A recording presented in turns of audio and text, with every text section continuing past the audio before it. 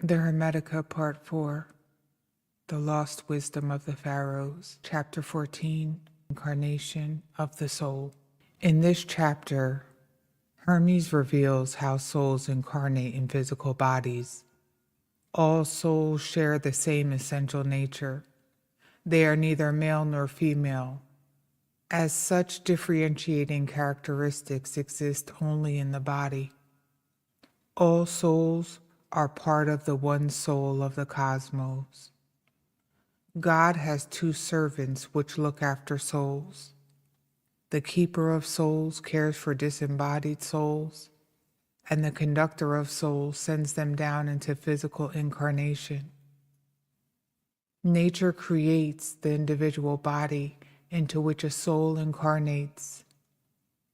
The power that Hermes calls memory ensures that this body conforms to the universal form of the human species.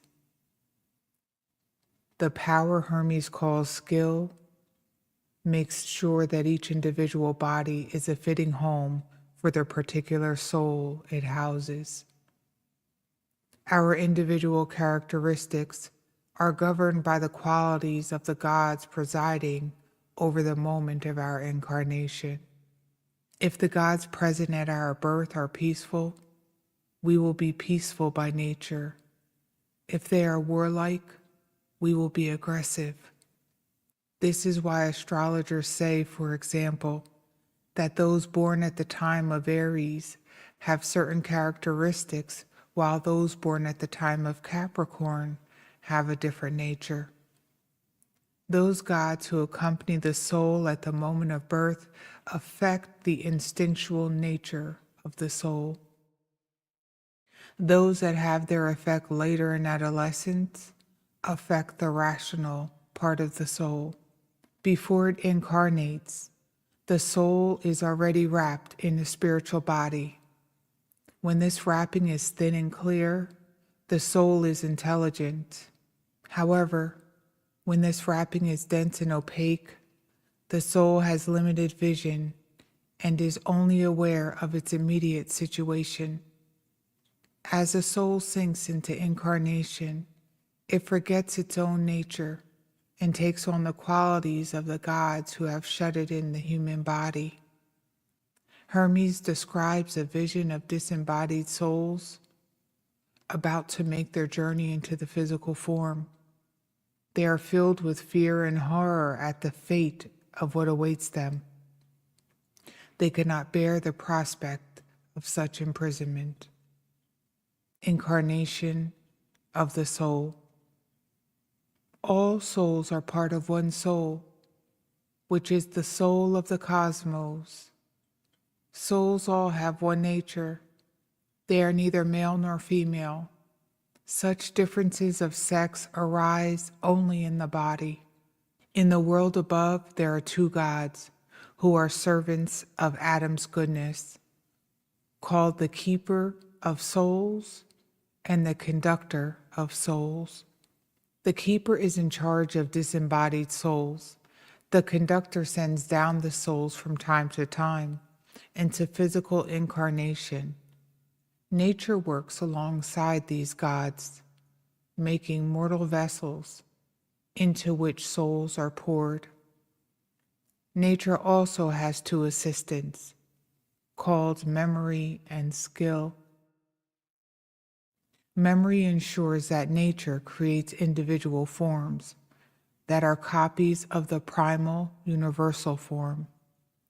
Skill ensures that the individual frame is fashioned in conformity with the soul which will embody it, seeing to it that lively souls have lively bodies, sluggish souls have sluggish bodies, powerful souls have powerful bodies. The soul which is spiritual has its own wrapping, which are spiritual. These are coats made of air. When such coats are thin and transparent, the soul is intelligent. When they are dense and muddled, like the air in stormy weather, the soul cannot see far. but is only aware of its immediate predicament. The differences in characteristics of the pharaohs are not determined by the nature of their soul, for all kingly souls are godlike, but by the gods that escort the soul into incarnation. Souls of such quality that incarnate for so high a purpose do not descend without attendance, for divine justice knows how to assign each his due, even when exiled from the happy land. When the soul is accompanied by warlike gods, the pharaoh will wage war. When the gods are peaceful, he will maintain peace. When they are musical, he will make music. When they are just, he will rule wisely. When they are lovers of truth, he will be a philosopher. For souls, by necessity, cling to the temperament of the gods who bring them down to earth. For when they sink into the human condition, they forget their own nature and are conscious only of the disposition of those who have shut them into the mortal tomb. The forces which accompany the soul do not arrive together. Some enter with the soul at the moment of birth and act on the irrational parts of the soul. The purer forces arrive at adolescence and cooperate with the rational part of the soul. I have seen the vision of souls about to be shut up in bodies. Some of them wailed and moaned, some struggled against their doom, like noble beasts caught by a crafty hunter and dragged away from their wild home. One shrieked and looked up and down and exclaimed, "O heaven, source of being, bright shining star and unfailing sun and moon, light and life breath of the one, all you that share our home, how cruel it is that we are being torn away from such celestial splendor. We are to be expelled from this holy atmosphere and from the blissful life we live here, to be imprisoned in a mean and sorry place. What hard necessities wait for us? What hateful things will we have to do to meet the needs of the body that will quickly perish? Our eyes will see little, and only through the fluid which these orbs contain. And when we see our vast heavenly home contracted to a small size of an eye, our sorrow will never cease. We shall not even see clearly, for we have been condemned to darkness. And when we hear our brothers and sisters blowing with the wind, we shall grieve that we are no longer breathing in unison with them. Introduction to Chapter 15, Death and Immortality. In this chapter, Hermes explores the nature of death and the fate of the soul which survives it. From mankind's perspective, time is a destroyer. Through the process of time, we age and die. From a cosmic perspective, time is an endlessly repeating cycle, measured by the constant revolution of the stars. While the things of the earth are always changing, the orbits of the stars always remain the same. Hermes asks, could something as impermanent and transitory as our earthly existence be regarded as anything other than an illusion? Yet, this illusion arises from an underlying permanent reality. The discovery of the permanent within the impermanent is the reward of the spiritual quest. Hermes teaches that we must accept the inevitable transitory nature of all things. Everything is in a process of being born and then dying. The old must pass away so that the new can come into existence. New shoots are born from the decaying remains of old vegetation, and these new shoots, in turn, eventually decay and die. He teaches, however, that a human birth is not the beginning of the soul, only of its incarnation as that particular person. Death is simply the end of this particular person and the soul's transformation into another state. Death is just the discarding of a worn-out body. Most people are ignorant of this fact and therefore needlessly fear death. After leaving the body at death, the individual soul is judged by the chief of the gods to see if it is pure and honorable. Pure souls are assigned to a heavenly realm. Ignorant souls fall once again into the material realms and are reincarnated. A soul which, during its earthly life, has come to know God will have become all mind. When it leaves the body, it takes on a body of light and is freed from all limitations. Such an enlightened soul has recognized that its essential nature is godlike, and on death it communes with God. It has run the race of purity and is now completely spiritual and divine. Such a soul has become a god. Death and immortality. The end of becoming is the beginning of destruction. The end of destruction is the beginning of becoming. Everything on earth must be destroyed, for without destruction, nothing can be created.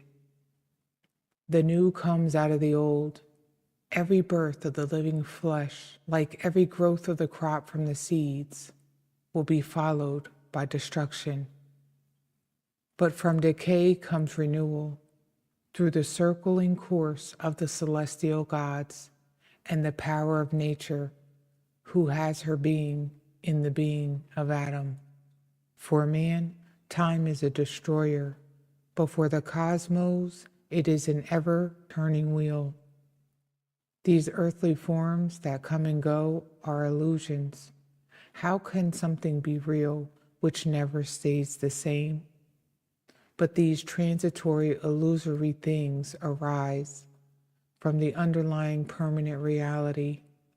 Birth is not the beginning of life, only of an individual awareness. Change into another state is not death, only the ending of this awareness. Most people are ignorant of the truth and therefore afraid of death, believing it to be the greatest of all evils. Death is only the dissolution of a worn-out body. Our term of service as guardians of the world is ended when we are free from the bonds of the mortal frame and restored, cleansed, and purified to the primal condition of our higher nature. After quitting the body, mind, which is divine by nature, is freed from all confinement. Taking on a body of light, it ranges through all space, leaving the soul to be judged and punished according to its deserts. Souls do not all go to the same place, nor to different places at random. Rather, each is allocated to a place that fits its nature. When a soul leaves the body, it undergoes a trial and investigation by the chief of the gods. When he finds a soul to be honorable and pure, he allows it to live in a region that corresponds to its characteristics. But if he finds it stained with incurable ignorance, he hurls it down to the storms and the whirlwinds, where it is eternally tossed between sky and earth on the billowing air. Only a good soul is spiritual and divine, having wronged no one and come to know Adam. Such a soul has run the race of purity and become all mind. After it leaves its physical form, it becomes a spirit in a body of light, so that it may serve Adam. At the dissolution of the body, first the physical form is transformed, and is no longer visible. The vital spirit returns to the atmosphere. The bodily senses go back to the universe and recombine in new ways to do other work. Then the soul mounts upwards through the structures of the heaven. In the first zone, it is relieved of growth and decay. In the second, evil and cunning. In the third, lust and deceiving desire. In the fourth, domineering ignorance. In the fifth, unbalanced audacity and rashness. In the sixth, greed for wealth. In the seventh, deceit and falsehood. Having been stripped of all that was put upon it by the structures of the heavens, the soul now possesses its own proper power and may ascend to the eighth sphere, rejoicing with all those that welcome it and singing psalms to the Father. The gods that dwell above the eighth sphere sings praises with a voice that is theirs alone. Call each soul to surrender to the gods, and so each one becomes itself a god by entering communion with Adam. This is primal goodness. This is the consummation of true knowledge. Having been initiated into immortality, a human soul now transforms into a god, joins the gods who dance and sing in celebration of the glorious victory of the soul. Chapter 16, Introduction, Ignorance of the Soul. In this chapter, Hermes explains that human life is an opportunity to come to know God, but that to fulfill this divine purpose, we must cease to be enslaved by the body. The limitations imposed on the soul by the physical body means that human life is inevitably difficult. But our hope of eternal life rests on how we live our present lives.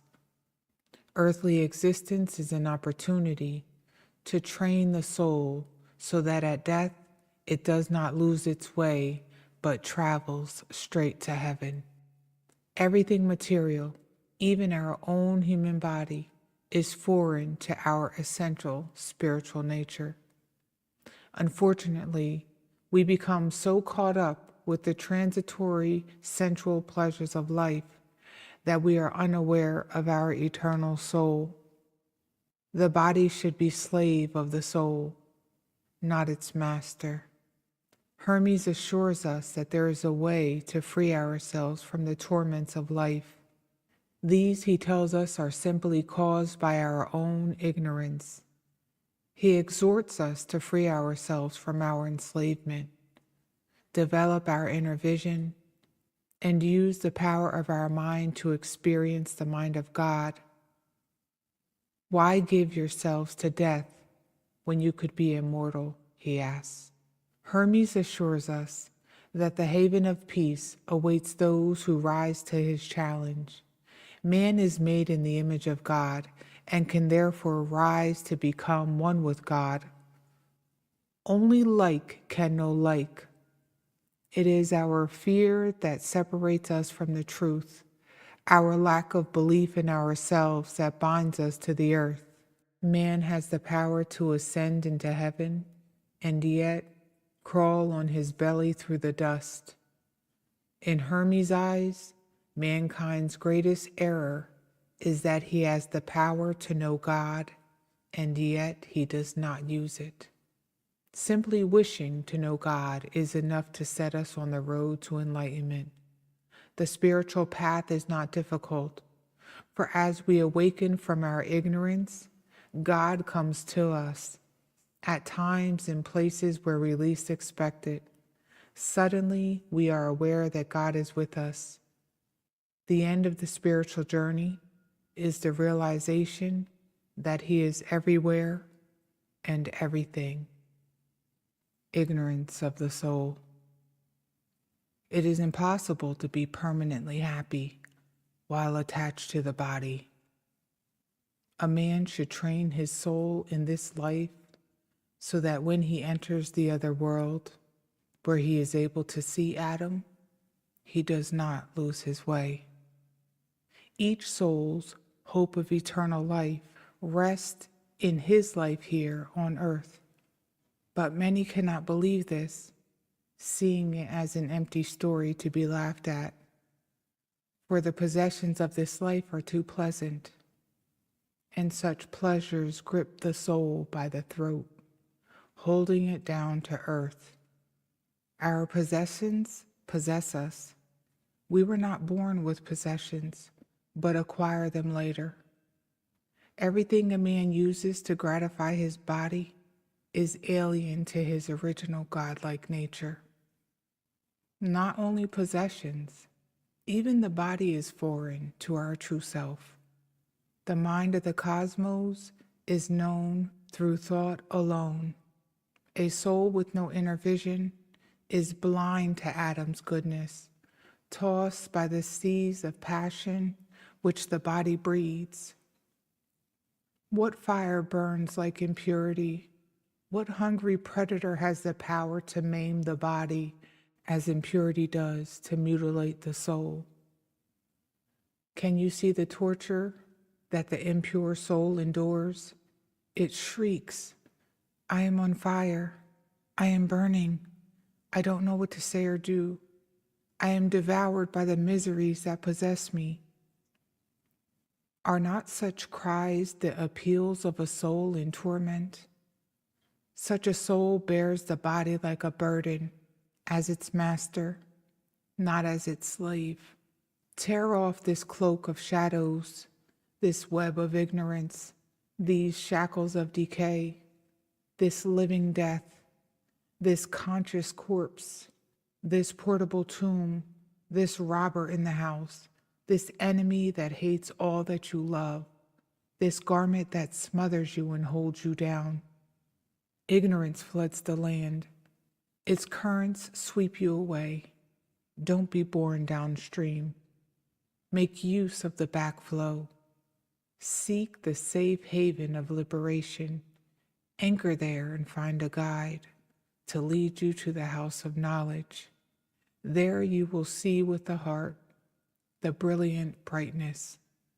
If you shut your soul up in your body and demean yourself, saying, "I cannot know, I am afraid, I cannot ascend to heaven," then what have you to do with Adam?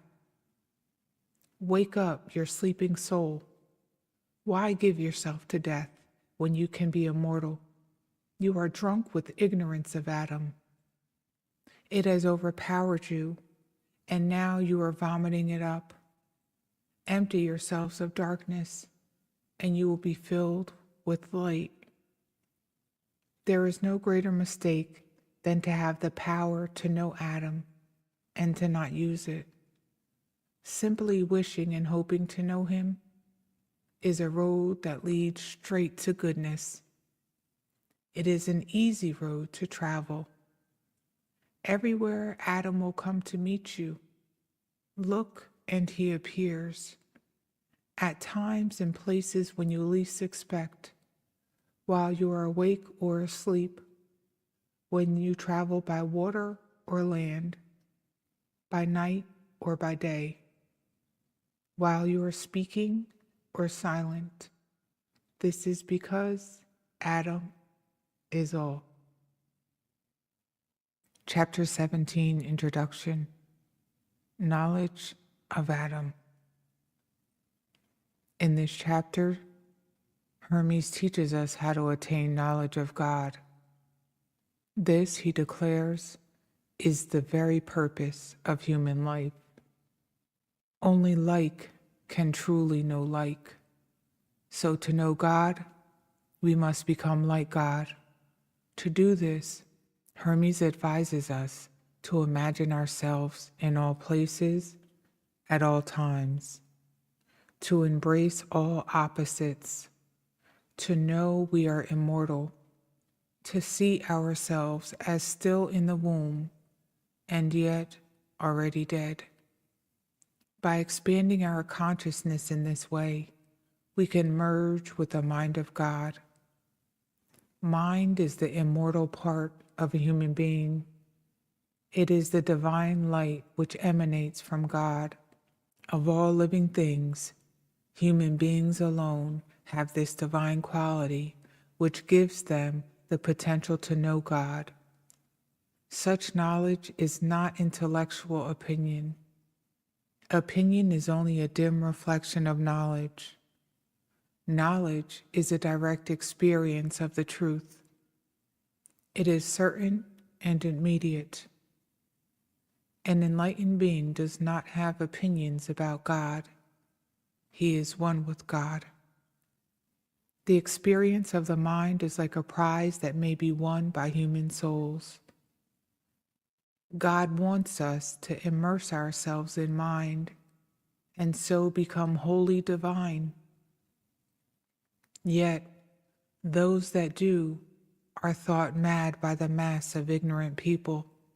They are laughed at, despised, and even put to death.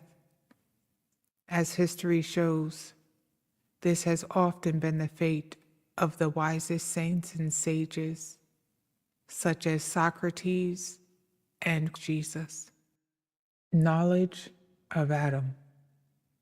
To know Adam, you must share his identity, for only like can truly know like. Leave behind the material world and imagine yourself immeasurably expansive. Rise out of time to eternity. Believe that for you, nothing is impossible. See that you are immortal and learned in every art and science. Be at home in the haunts of every living creature. Make yourself higher than the highest and deeper than the depths. Embrace within yourself all opposites, heat and cold, hard and fluid. Think yourself everywhere at once, on land, at sea, in heaven. Imagine yourself born in the womb, yet also young and old, and already dead. And in the world beyond the grave, see that everything coexists within mind. All times, all places, all things of all shapes and sizes. Then you will know Adam.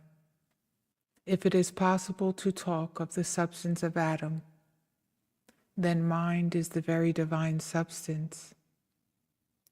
Although only Adam knows its precise nature, mind is not separate from Adam, but emanates from him, like light from the sun.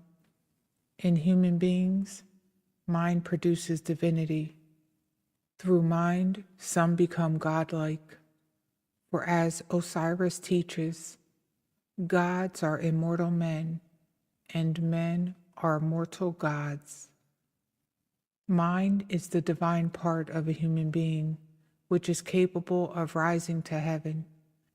The material part, consisting of fire, water, earth, and air, is mortal and remains earthbound, so that he does not abandon the body that has been entrusted to him. Soul is nourished by fire and air, and the body by water and earth. Mind is the fifth part, which comes from light, and is bestowed on humankind alone. Of all the beings that have soul, only human beings elevated by this gift of mind may attain knowledge of Adam.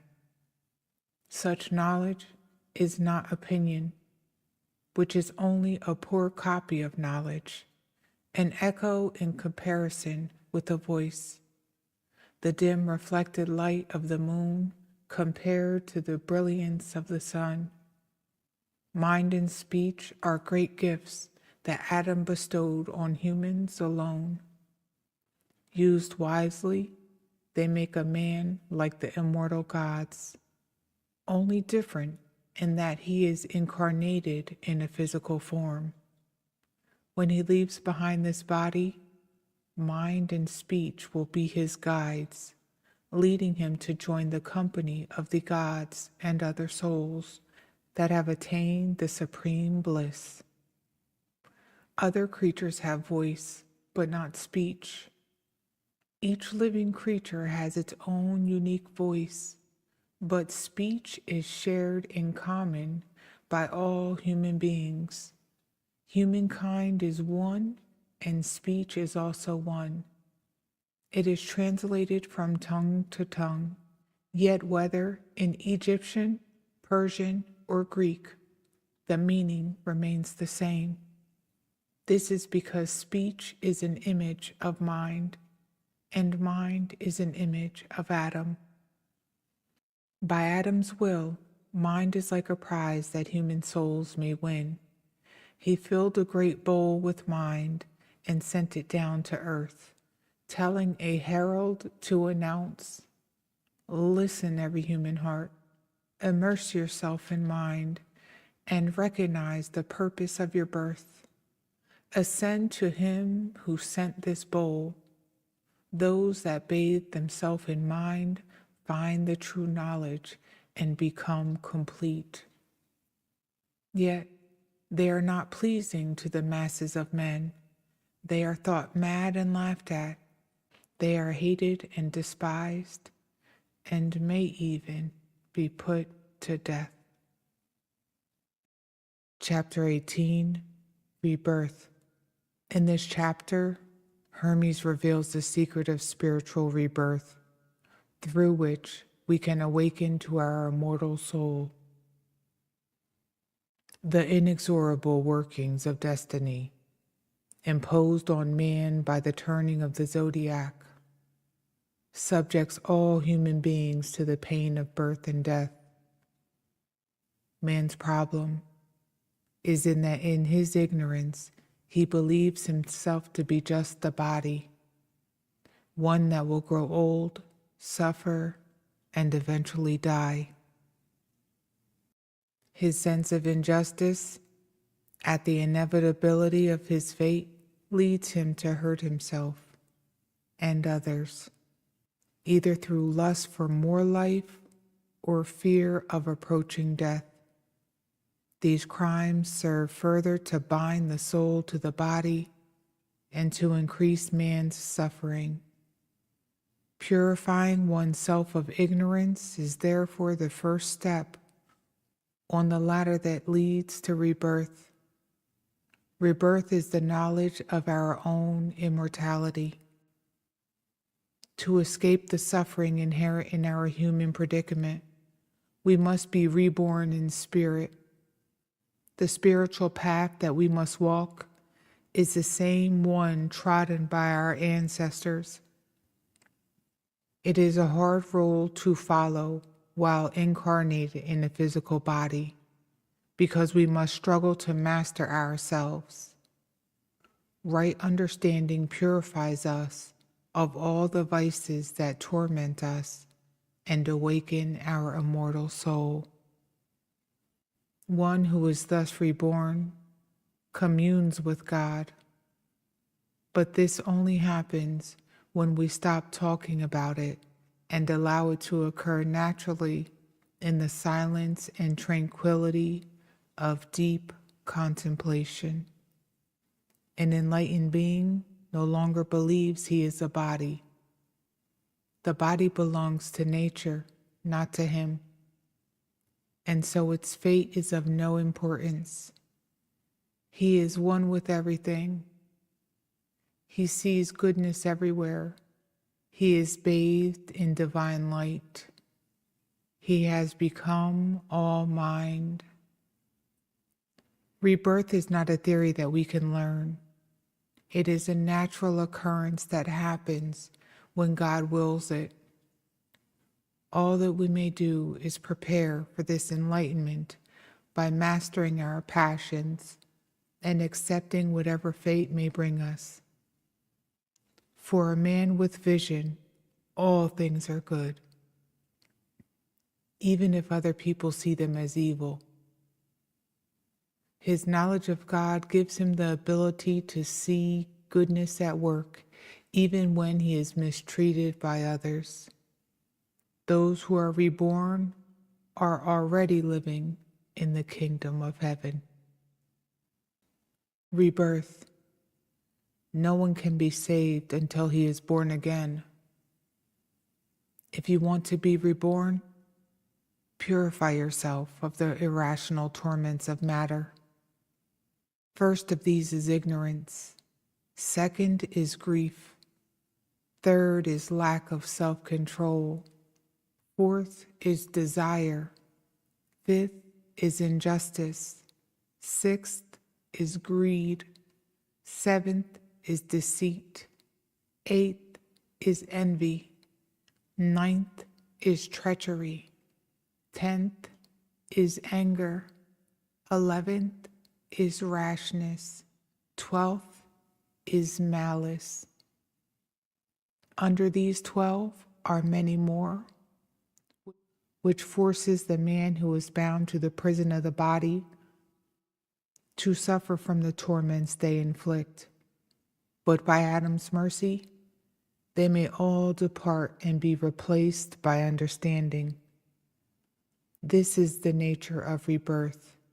This is the only road to reality. It is the way our ancestors trod to discover primal goodness.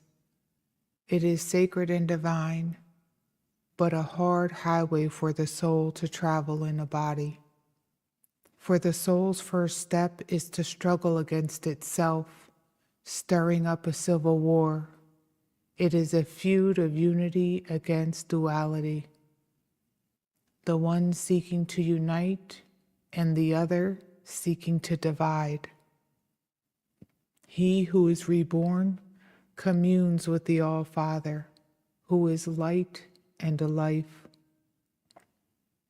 You will only experience this supreme vision when you stop talking about it, for this knowledge is deep silence and tranquility of the senses. He who knows the beauty of primal goodness perceives nothing else. He doesn't listen to anything.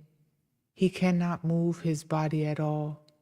He forgets all physical sensations and is still, while the beauty of the goodness bathes his mind in light and draws his soul out of his body, making him one with the eternal being. For a man cannot become a god while he believes he is a body. To become divine, he must be transformed by the beauty of primal goodness. The womb of rebirth is wisdom. The conception is silence. The seed is goodness. Those born of this birth are not the same. They are of the gods and children of Adam, the one God. They contain all. They are in all. They are not made up of matter. They are all mind. Rebirth is not a theory that you can strive to learn. But when Adam wills, he will remind you. A man may only seek to know Adam by controlling his passions and letting destiny deal as she wills with his body, which is no more than clay that belongs to nature and not to him. He should not attempt to improve his life by magic or oppose his fate using force, but allow necessity to follow its course. For the man of vision, all things are good, even if they appear evil to others. When men devise mischief against him, he sees it in the light of his knowledge of Adam, and he, and only he, transforms evil into goodness. Chapter 19, Introduction. Secret Teachings. In this chapter, Hermes reviews his teachings and encourages us to go beyond his words to a profound realization of their truth. The teachings of the ancient mystery religions were closely guarded secrets, an oath of secrecy punishable by death was taken by all initiates. In reality, however, these secrets guard themselves. They are sacred, open secrets, written in the language of nature, in the movement of the stars, and the singing of the birds. The answers are there for all who are able to look and to listen with mind, unclouded by others' opinions. Hermes has taught us some of these profound secrets. If we are not ready to receive them, we will simply not understand what we have read. Words lead us to the doorway of truth, but only by contemplating their meaning can we pass through. If we meditate on these teachings, we will know them to be true. If we don't, they will be just more concepts and opinions. Hermes has tried to paint a picture of God for us. If we catch his vision, it will take possession of our soul and lead us to knowledge. It is hard to let go of our familiar way of seeing things, but by God's grace, we can be spiritually reborn and return to our original home. God is like a musician who creates the harmonies of the cosmos and gives each individual his own particular theme to play. If the music of life seems discordant to us, we should not blame the master musician, but ourselves. We are the out-of-tune instruments, which mars the beauty of his composition. Hermes reflects that when we devote ourselves to the spiritual path, we mysteriously become perfectly tuned. Hermes is aware of his own personal weaknesses, but God still makes him a perfect vehicle for his divine will, and can do the same for us if we are prepared to let him. Secret teachings. Now that you have learned these lessons, you must promise to keep silent and never to reveal how the rebirth is transmitted. These teachings have been set down in private to be read only by those whom Adam himself wills to know them. Only if you contemplate all that I have said will you know it to be true. If you do not, you will not believe me. For belief grows from contemplation, and disbelief from lack of thought. Speech alone cannot convey the truth, but the power of mind is extraordinary, and when it has been led by speech to think things through thoroughly, it can find the peace of true beliefs. Only if grasped by thought in this way will my teachings be understood. I have, as far as is possible, painted for you a likeness of Adam, who, if gazed upon with the eyes of your heart, will lead you to the upward path. The vision itself will be your guide, for it has this power to itself, that it takes possession of those who have seen it and draws them out, just as a magnet draws iron from the black earth. This is the journey of knowledge.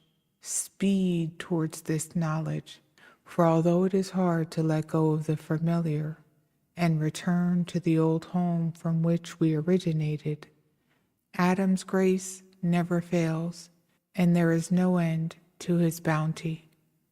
He is by nature a musician who composes the harmony of the cosmos and transmits to each individual the rhythm of their own music. If the music becomes discordant, don't blame the musician, but the lyre string he plays that has become loose and sounds flat. marring the perfect beauty of the melody.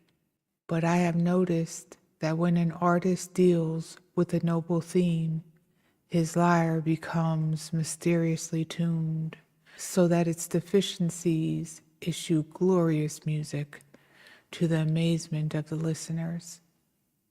It has been like this with me. I confess my weaknesses, but by Adam's power, my music is made good, and he will likewise make your music perfect. There is no discord among the inhabitants of heaven. All have one purpose, one mind, one feeling, for they are bound by the spell of love into one harmonious whole. The earthly part of the universe would seem rude and savage without sweet melodies. This is why Adam sent down the choir of muses to live amongst humankind and inspire music, so that men could adore divinity with hymns of praise, in polyphony with the psalms of heaven. So let us adore Adam with deep gratitude, because words are only praise when he accepts them. Chapter 20, Introduction. In Praise of Adam. In this final chapter, Hermes offers up a glorious hymn to God. Through his teachings, Hermes has led us to the threshold of truth. All that he may do now is show us, by his own example, the joy and liberation of crossing over. He abandons himself in ecstatic rapture to a personal experience of God. He sings the praises of God, who is one and all, who loves us like a father and is the mother of everything, the eternal consistency which causes the whole universe to change, the goodness of all around us. We can only thank God for his many blessings by learning to know his greatness. Yet Hermes knows it is God who is singing these psalms through him.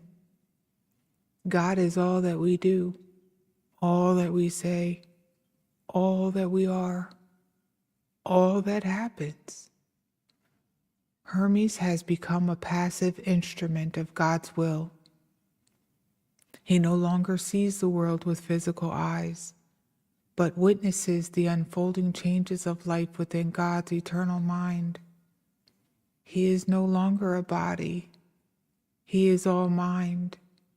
He is the presence which is present everywhere, in everything. He knows the one. Hermes is overcome with mystical vision and realizes that, while still in the body, he has been made a god. He prays for nothing except that he will remain ever knowing and loving God. He is born again, and language is inadequate to express the wonders that he is experiencing. Like the gods, he can now only sing praises through silence. In praise of Adam. In a place open to the sky, facing west at the hour of sunset, or east at the hour of sunrise, I pray that the cosmos be flung open to me, and that all nature may receive the sounds of my psalms. Open, great earth and trees, silence your waves, for I am about to sing the praises of the one and all. Justice, praise the just through me. Goodness, praise the good through me. Truth, praise the truth through me. Selflessness, praise the all through me. It is your words that through me sing your praises, for all comes from you, and all returns to you. Accept these pure offerings of speech from a heart and soul uplifted, you of whom no words can tell, no tongue can speak, and only silence can declare. I thank you with a brimming heart For it is only by your grace that I see your light and come to know you. I thank you who no man knows, you whom we honor with the title Adam, because you are our master, you whom we call Father, because you have shown in all your acts towards us the loving kindness and warm affection that a father feels. No, your love is greater than a father's love, for you have given us the gifts of mind and speech and knowledge. Mind so that we may approach you, speech that we may call to you, knowledge so that we may experience you, finding our salvation in your light and becoming filled with bliss. We can thank you only by learning your greatness. I have learned to know you, you, the most brightly blazing light of mind. I have learned to know you, the true life of humankind.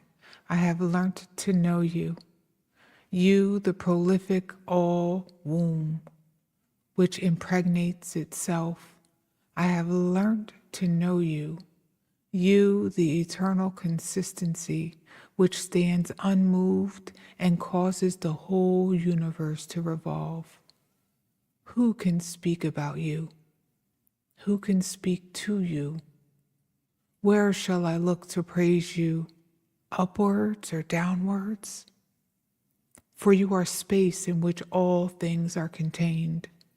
There is no place but you. All is in you. What offering can I bring you?